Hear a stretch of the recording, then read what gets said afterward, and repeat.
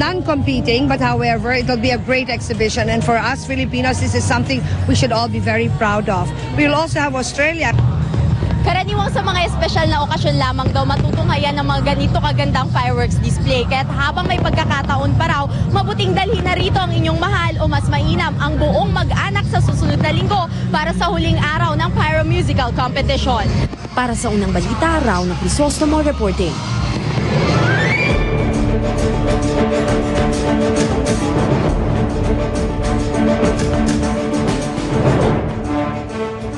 Nakiindak ang may 500 estudyante sa election advocacy campaign na bilog na hugis-itlog ng GMA News and Public Affairs. Nagkaroon din ng mock voting kung saan aktwal ay tinuro sa mga botante ang tamang proseso ng pagboto sa automated elections. Darito ang report ni Rita Reyes.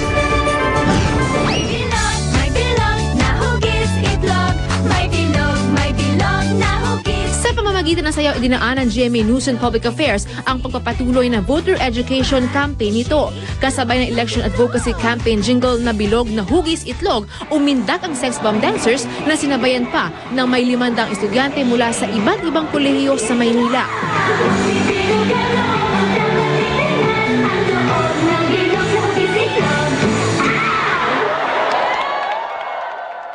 Tayo mga Pilipino, magaling kumanta, magaling sumayaw. So ano ba pinaka-effective na paraan para ipaintindi ang automation? Ito ay sa pamamagitan din ng song and dance. So ito yung bilog na hugis itlog.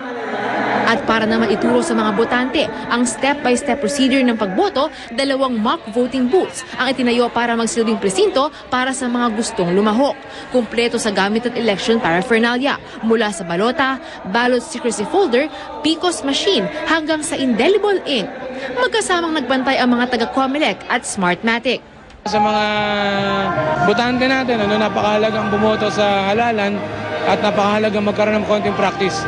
So kung makakita kayo ng isang mock election exercise, huwag kayong magkatubiling sumali. Ang ating layunin para dito ay para malaman ng publiko na kailangan maging competent sila sa balota at magkaroon sila ng kumpiyansa sa ating automated election system.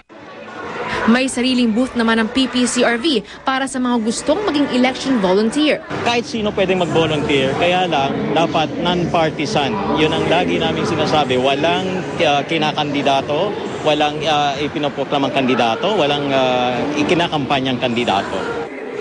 Laking tuwa naman na mga nagsipaglahok sa mock elections. Anong natutunan mo? Pag-shade po nung oval. Bale, kailangan po hindi sobra at hindi kulang para po hindi ma-invalid yung vote. Masasabi niyo ba na nakahanda na kayong bumoto? Oo, sigurado. Oo, handa na. Para sa unang balita, Rita Reyes reporting.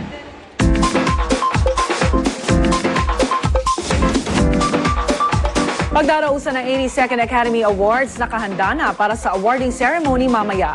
Ang unang silip sa Kodak Theater sa ating balitang Hollywood. Walang tigil ang ulan sa Hollywood, Los Angeles ilang oras bago ang Oscar Awards. Pero rain or shine, tiyak hindi mapipigilan ang pagrampa ng naglalakyang celebrity sa red carpet. Handang-handa na ang Kodak Theater para sa pagdalo ng may 1,500 guests sa 82nd Academy Awards. All set na rin ang pagkain at wine na isuserve sa guests. Gayon din ang bagong engraving station na ito. Sa kauna-unahang pagkakataon, may uuwi na ng mga nagwagi ang kanilang Oscar statuettes na may pangalan nila. Excited na rin ang lahat sa Governor's Ball, ang taunang post-Oscar party na sponsored din ng Academy of Motion Picture Arts and Sciences. Samantala, personal trainers ibinunyag ang fitness regimen ng mga celebrity bilang paghahanda sa Academy Awards. Kailangan kasi nilang maging slim and fit bago rumampa sa red carpet. Ang Best Actress nominee na si Sandra Bullock, nakaugalian na raw mag-train bilang fitness regimen. Si Emily Blunt naman nag-gym at sumasabak sa outdoor activities tulad ng hiking. Habang si Diane Kruger, ang busy schedule daw niya sa pagtatrabaho ang nagsisilbing workout session niya. Tuloy-tuloy pa rin po ang pakikibahagi ng mga manonood sa ating pagbabalita sa pamamagitan ng pagpadala ng mga video at litrato sa YouScoop. Tulad ng video ng fireworks display sa Baguio, pauling araw ng Paragbenga Flower Festival. Ipinadala po yan ni Wilma Tuklan. Ang Fire Prevention Parade naman kahapon ang tinutukan ni Alden Cabrera At layunin daw ng proyekto ang magpaalala sa publiko na mag-ingat sa sunog, lalo na ngayong panahon ng tag-init. Pwede pa rin kayo magpadala ng mga video at litrato na epekto ng El Nino at ng iba pang mahalagang balita. Mag-log on lang sa www.gmanews.tv/uscoop. Para sa MMS, i-text ang balita, MMS Space, ang inyong mensahe, pati ang pangalan, address, at ipadala sa 4627. Para sa informasyon, i-text ang balita, space, ang inyong mensahe, pangalan, address, at ipadala sa 4627. At ang hirit namin mamaya, dalawang magkaiwalay na motorcycle accident sa Bulacan at Bataan. Isa ang patay, 3 ang sugatan. At bago ang Academy Awards, mga nagwagi sa Razzie Awards, alamin kung sino-sino. Alamin naman natin ang bagong proseso at bagong pinagkukunan ng ating pasaporte mula kay Susan Enriquez. Susan? Yes, Arnold, narito tayo sa bagong location ng Office of the Consular Affairs dito po sa Parañaque City. Kung saan nakikita ninyo mahaba na ho ang pila ng ating mga kababayan na kukuha ho ng passport dahil ang kukunin ho nila ditong passport, yung mga pinakabago na, yung tinatawag na e-passport. Kaya ho, kanina pa lang madaling araw ay nagpuntahan na dito yung ating mga kababayan para ho sila ay makapila. Makabagong sistema ho ito para maging mas maayos ang pagkuha ng passport ng ating mga kababayan, hindi sila magkakaroon ng problema. Yan o, yung nakikita nyo, mga nakapila, may maayos yung linya hanggang sa dito po.